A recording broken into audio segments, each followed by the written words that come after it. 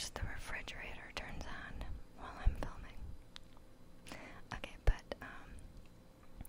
if you haven't already, please subscribe. If you like this channel, if you like my videos, I'd appreciate it very much. Yeah. Also, it's raining, as you might be able to tell. I don't know if you can hear it, but it just thundered outside. So we've got a pretty good storm going on at the moment, so hope you enjoy the white noise. Okay, then let's get into it. You know what we're about to do.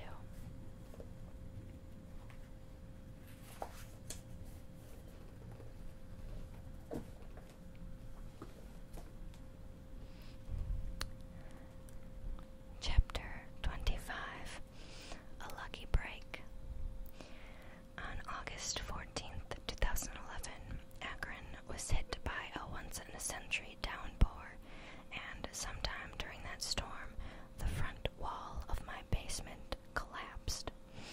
That's where I keep my books, my notes, and my writing. I was able to salvage the important stuff. My insurance wouldn't cover a dime because it was flood damage.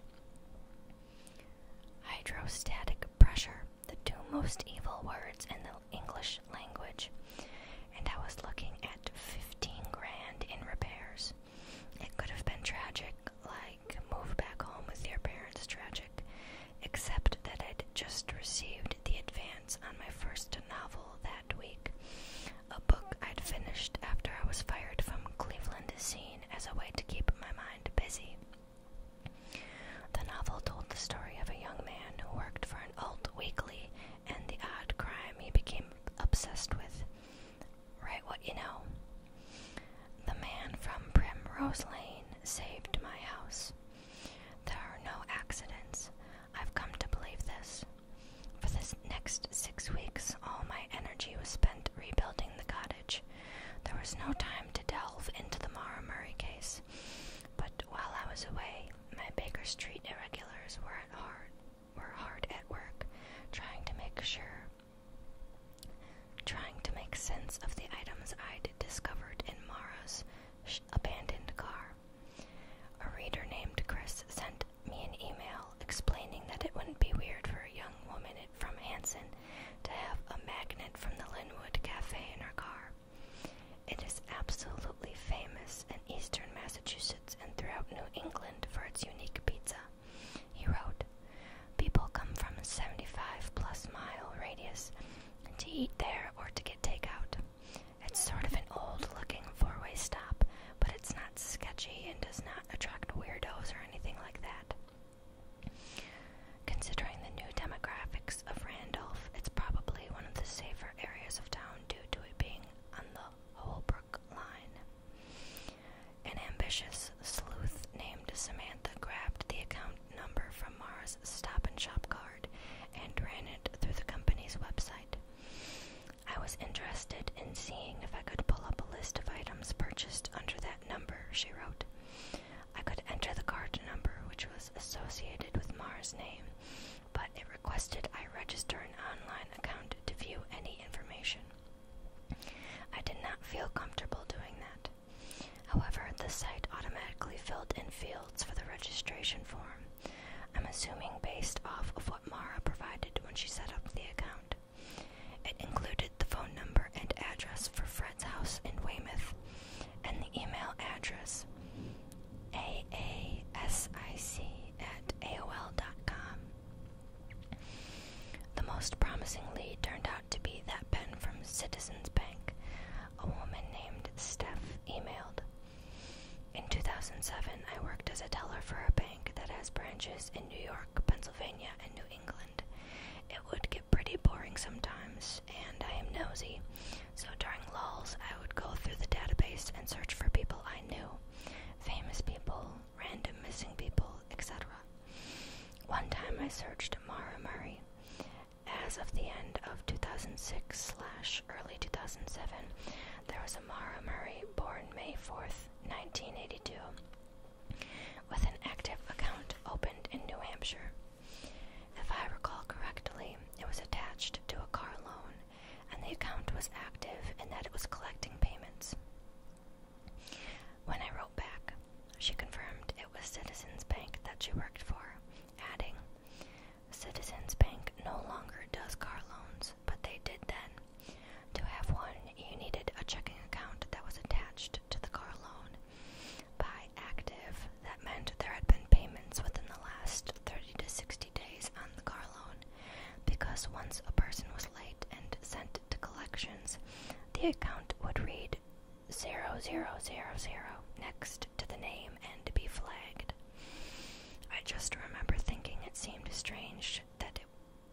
strange. It was a Maura Murray with the same date of birth, and the loan was opened in New Hampshire, since that is where she had disappeared from.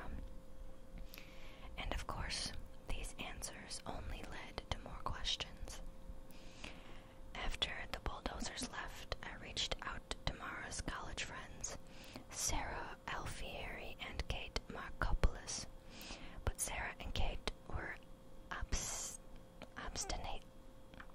obstinately silent. I believe I'm pronouncing that word wrong. I tried Kate's childhood home and got her father. She really should talk to you, he said. He promised to have her call. I found a list of Maura's UMass teammates online, and the first person who replied to my messages was a woman named Nastaran Shams.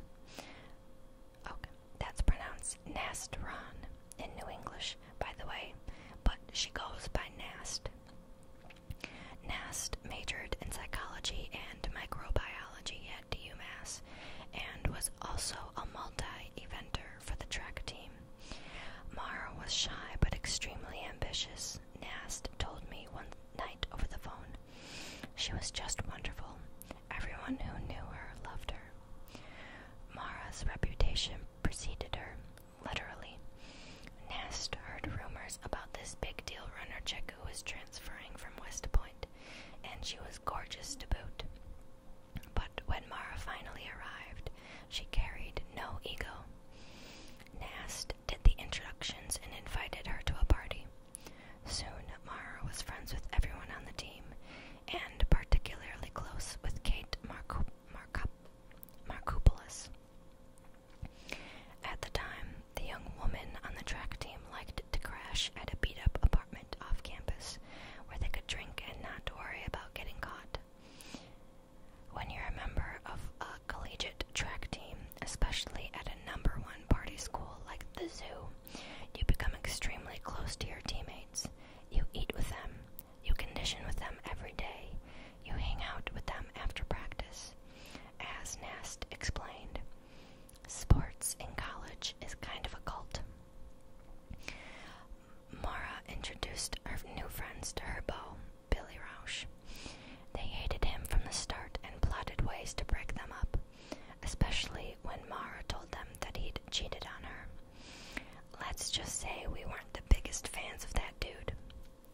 Of course, it wasn't difficult to find men interested in hooking up with Maura. A bunch of guys had crushes on her, said Nast. She was an incredible runner. She was in incredible shape. She was extremely kind, and she was willing to go out and have a little fun. But Maura's demeanor suddenly changed the winter before she disappeared. I was told she'd been injured, Nast said. Then I was told she was sick. We were gearing up for spring track, and she wasn't there. This was going into her senior year. After Maura went missing, nobody told the track team for a while. Nast heard a rumor that something bad had happened, but didn't know what. Kate had vanished too. She'd stopped coming to practice. About a week later, they were told that Maura had disappeared in New Hampshire. Investigators showed up at practice. Don't mind them, the coach said. Just answer their questions truthfully. We didn't see Kate at all, said Nast. I don't know if she took a leave of absence or what, but Kate really closed up after that. She disappeared for a while. When she came back, she'd lost all this weight. She kicked butt. She must have taken it out on the track. Kate never talked about Maura again. All our lives would have been a little different if this hadn't happened, said Nast, who coaches track now. Some of us have become more spiritual because of it. You either open up or you close up.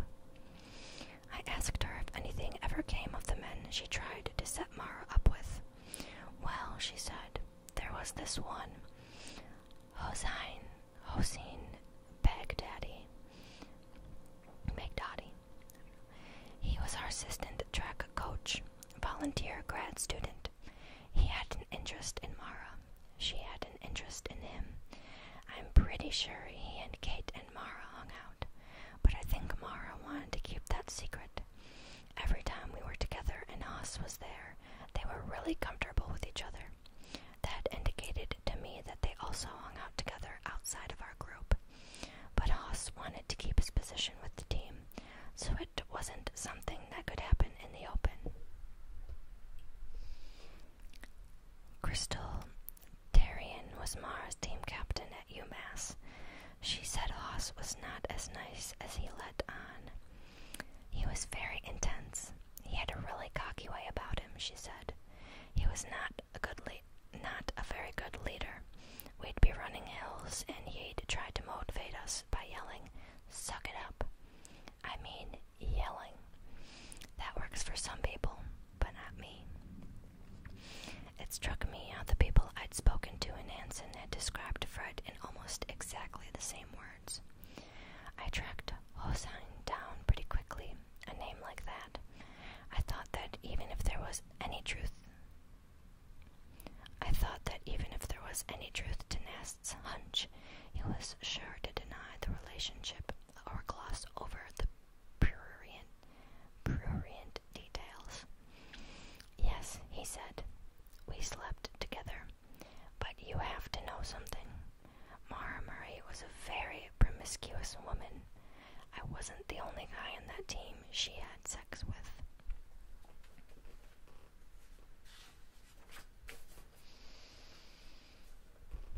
Chapter 26. Maura's Lovers. Haas is an attractive dude, olive-skinned, insouciant stubble, long-limbed and slim, a marathon runner. Over the phone, his voice was clipped and rushed, like he couldn't wait to get to the finish line of our interview. We spoke only that once, long distance, me outside an Akron bar, him somewhere in the Pacific Northwest. But that short conversation was enough to get a better picture of Maura than 100 articles written about her disappearance would have provided.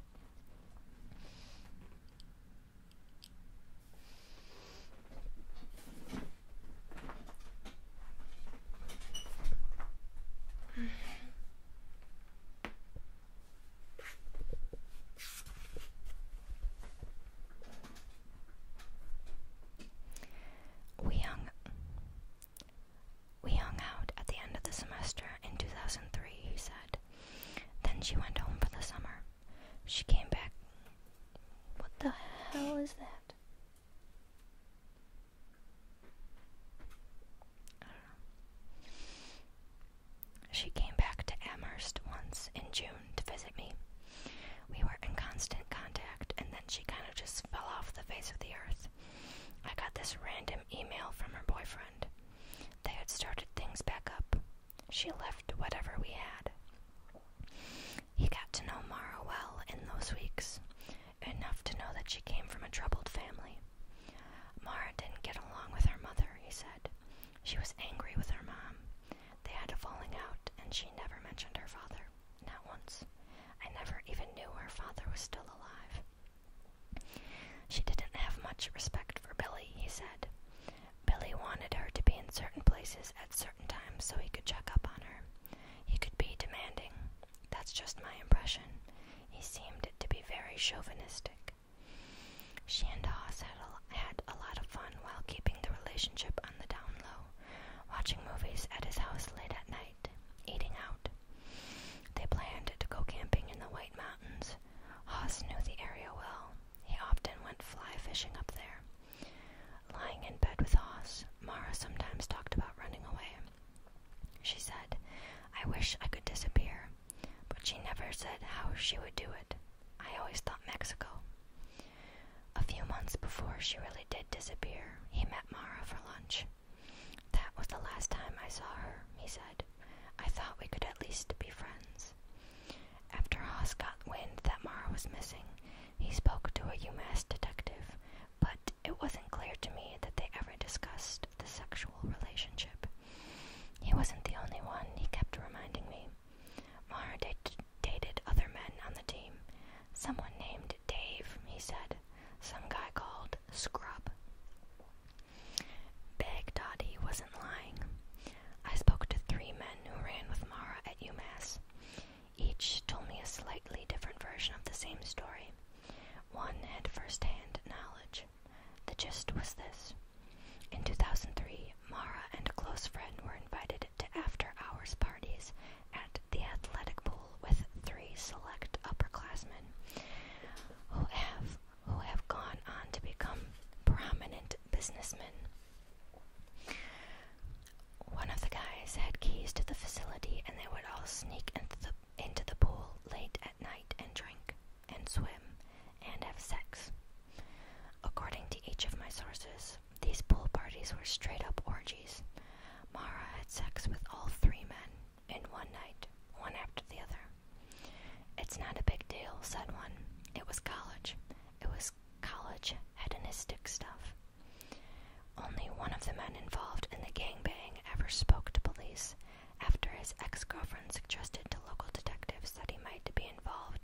Maura's disappearance, but he swears he never spoke to Maura again after she left the team.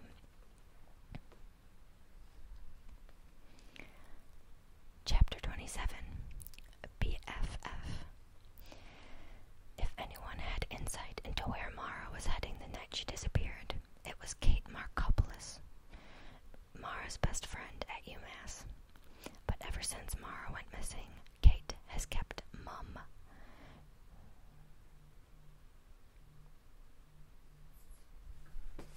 Sorry, Mom. She was quoted only once in early newspaper accounts and gave no useful information. When asked about her best friend, she kept it vague. She took care of stuff on her own. That's Maura. She was never actively involved in the searches for her friend. After weeks of my trying to contact her, Kate finally called me one evening. Kate provided a lot of inconsequential details. She and Maura liked watching Bottle Rocket, a movie about a couple of friends who steal some money and then go into hiding until they're caught by police.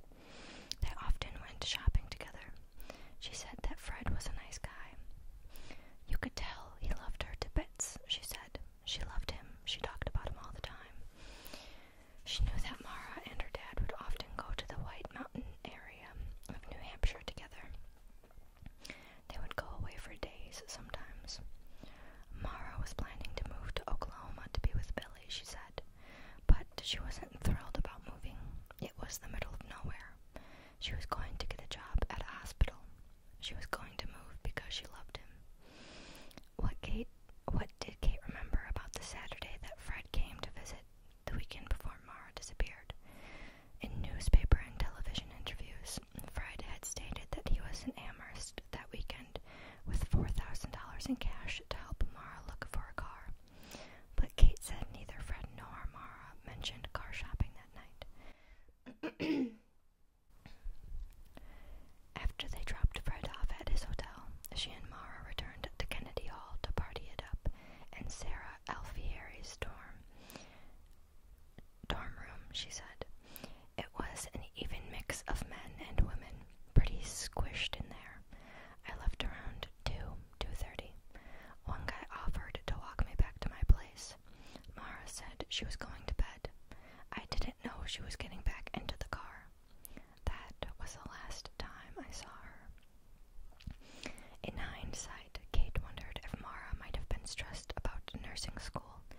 Maybe it got to be too much and she just left to get away for a while, and then something else happened. The more I think about it, the more I realize I didn't really know her, she said. Kate claimed she didn't know about Maura's fling with Haas, even though Kate was sometimes the third wheel when the two got together outside practice. The more Kate talked, the more I got the feeling she was being deceptive.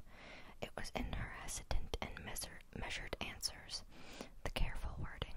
It felt to me that she was being overly cautious with her responses, and I did not understand why.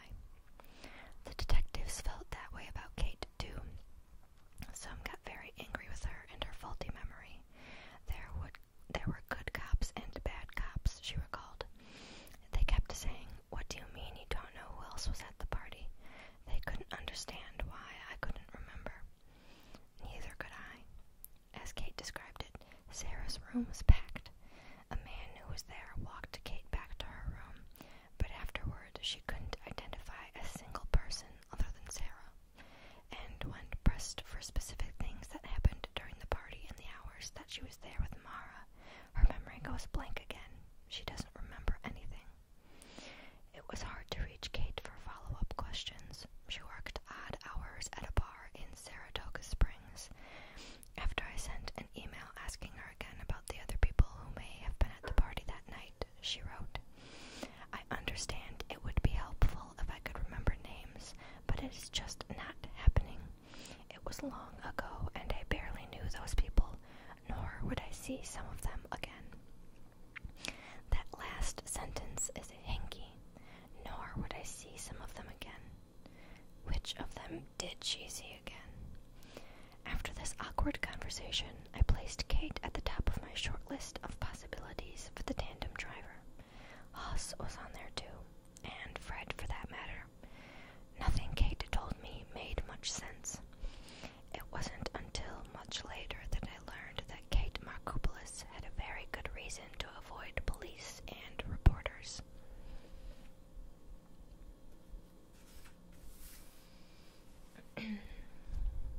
Chapter 28. Consider the red herring. There's a clue I haven't mentioned yet. It might be the most important clue in the whole case, or it might be a red herring. I don't know. The only thing I'm sure of is that it's goddamn peculiar. The guy who towed Maura's Saturn away from the scene of the accident in Haverhill found a rag stuffed into the tailpipe. Mike Lavoie, say it, Lavoie, was fetching on his couch when he got the call about the accident. He's a likable storyteller with a thick mustache and a goofy grin, the sort of guy who likes to razz his employees. But he doesn't joke about Maura Murray. He was kind of sick of people asking questions about her by the time I found him. But after he cooled down, he told me how he jumped into his truck pretty quickly after the call that night and drove out to Wild Ammonoosuc Road. He towed Maura's car back to his place. The police told him to keep the Saturn in his garage. Not his shop garage, but the garage at his house, under lock and key until they could move it to the Troop F barracks. Lavoie noticed the rag in the tailpipe and pointed it out to Fred Murray when he came by to look at the Saturn a couple days after his daughter disappeared. Fred explained that it was a rag he'd recently given to Maura to keep in her trunk. He said that he told Maura to put it in the tailpipe to keep it from smoking. The car was not running well. Something about that statement did not ring true to me. I've driven some junk cars, and my father-in-law runs a body shop.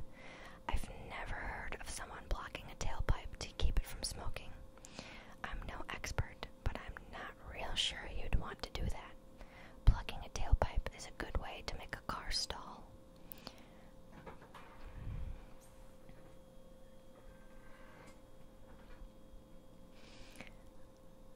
Detective Scarenza was equally befuddled by this bit of information. I don't understand that one at all, he said. That rag. Is it an attempt to kill yourself? Because it's not going to work. But why the hell else would someone stick a rag up their tailpipe? It's an anomaly. Dick Guy, the TV guy, believes the rag is paramount. There's only two explanations for the rag in the tailpipe, he said, his voice low, conspiratorial. One, someone stuffed it in there to get her to stall. Two, someone put it in there after the accident to muddy the waters. Muddy the waters. That's what a red herring does. In literature, a red herring is a device the author uses to mislead the reader, casting suspicion on a character to shield the identity of the true killer a bit longer. Linguists disagree on the origin of this expression, but it probably came from a sneaky trick criminals adopted to fuck with tracking hounds hundreds of years ago. A red herring is a herring that has been cured in brine, making it particularly smelly. A journalist in the 1800s claimed you could drag red herrings away from your trail to divert any hounds that were tracking you. But who would want to mislead police in Maura's case? Her killer? Maybe. If you believe she was murdered. Someone who knows why she was in New Hampshire to begin with. How about someone who knows his fingerprints will be on the rag if it is ever tested? Red herring or not, the rag in the tailpipe is fishy.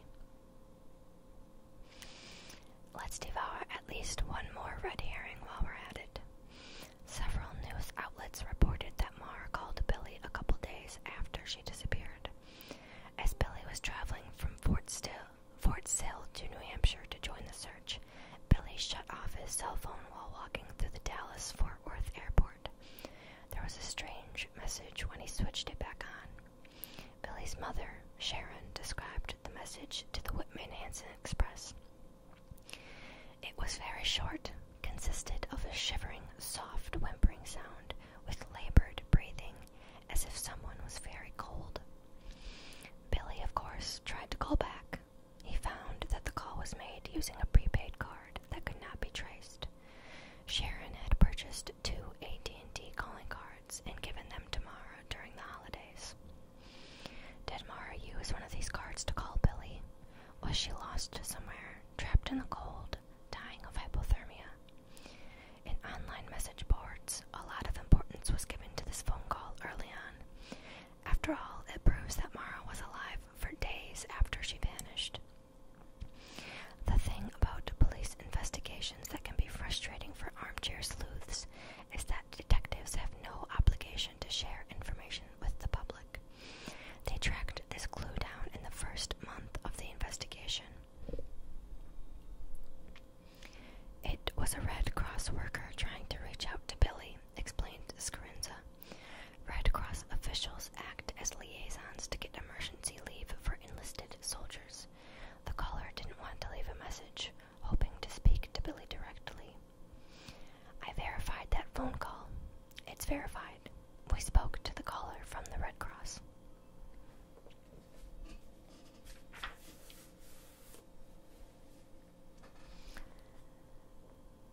Chapter 29. The Londonderry Ping.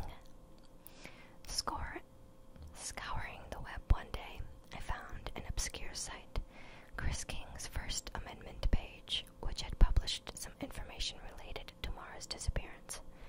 According to his Blogspot profile, King once worked for the Attorney General's office. He had a background in journalism, though he listed his current occupation as metaphysical reductionist, whatever that may be. Most of the blog was devoted to ridiculing law enforcement officials, but sometimes King investigated local crimes. While combing through documents related to Fred's civil suit against the state, King found a search warrant that someone had mistakenly left in the public file. Here is the text of the warrant as it was published on King's site. Supporting affidavit for issuance of search warrant 1. Todd D. Landry, do hereby depose and say 1. That I am currently employed by the state police and have been for the past 10 years. Currently, I am assigned as a detective at Troop F in Twin Mountain, New Hampshire. I have received extensive training in the investigation of criminal matters. 2. That on February 9th, 2004, at 192.7 hours. I don't know how to read that, sorry. 192.7 hours. 1,927 hours. The Haverhill, New Hampshire Police Department responded to a single vehicle motor vehicle crash on Route 112 in Haverhill, New Hampshire. Upon arrival, Sergeant Cecil Smith was unable to locate the driver of the vehicle. Subsequent investigation determined that the driver of the vehicle was Maura Murray, date of birth 05/04/82, 22 Walker Street, Weymouth, Massachusetts. 3. A witness at the scene later confirmed that the driver was Murray. 4. An extensive search of the area has been conducted and Murray has not been located. 5. During the course of this investigation, cellular telephone records have been obtained by law enforcement that were used by Murray. A representative from Sprint Corporate Security advised this affiant that during the late afternoon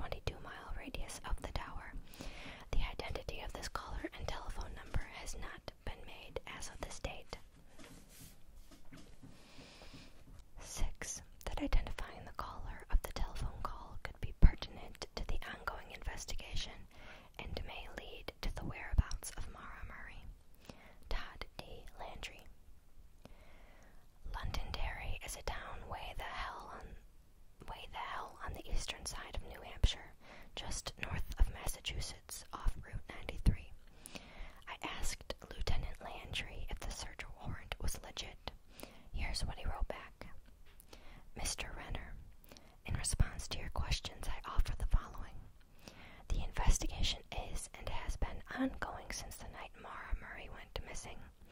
In order to protect the integrity of the investigation, I am limited to what can be released. In conferring with the lead prosecutor that is overseeing the case, I can only confirm that the first responding police officer that was on the scene was Sergeant Cecil Smith of the Haverhill Police Department. Thank you for your understanding in this matter. Respectfully, Lieutenant Todd Landry. So, is the warrant real? I think so. King, when contacted, stood by it. Also, it's too esoteric to be made up. As a journalist, I know that sometimes records that should not be made public are accidentally left in public files. While researching the terrible crimes of Akron serial killer Bob Buell, I once found secret grand jury testimony.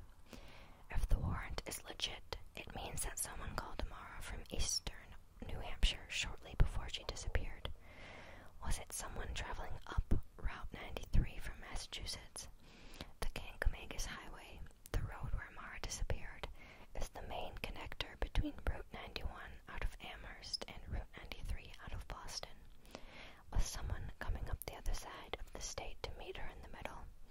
Was this my tandem driver?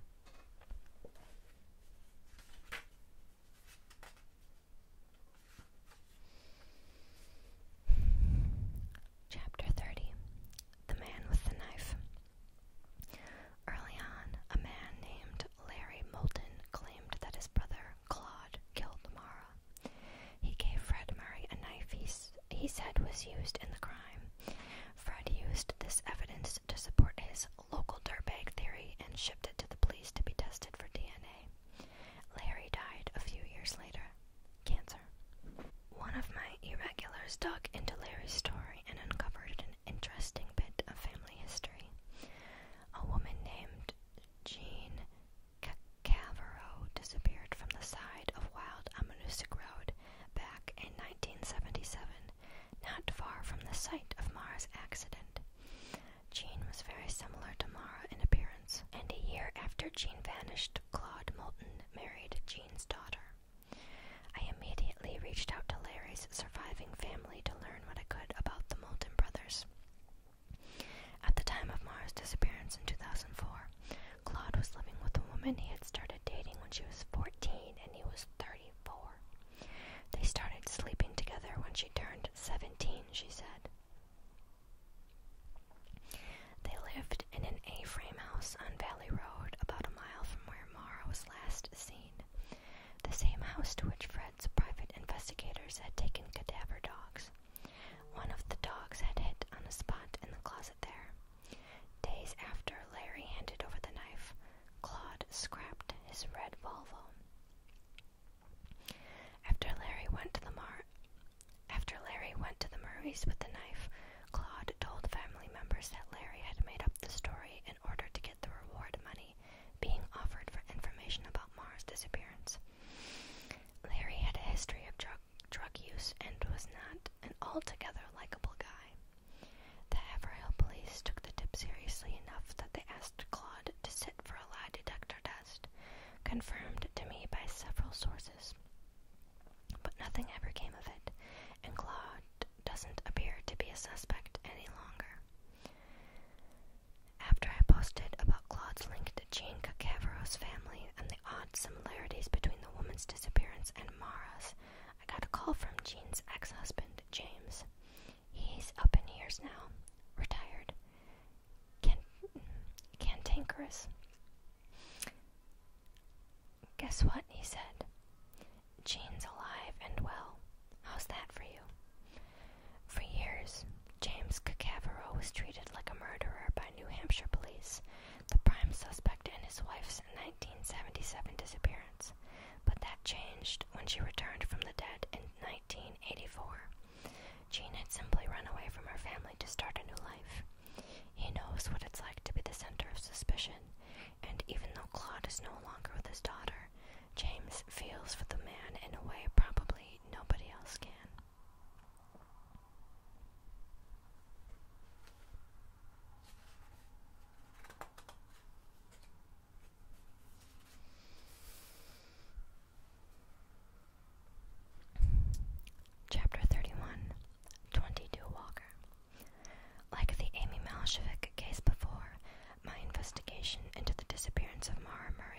edging away from academic curiosity and into the realm of obsession.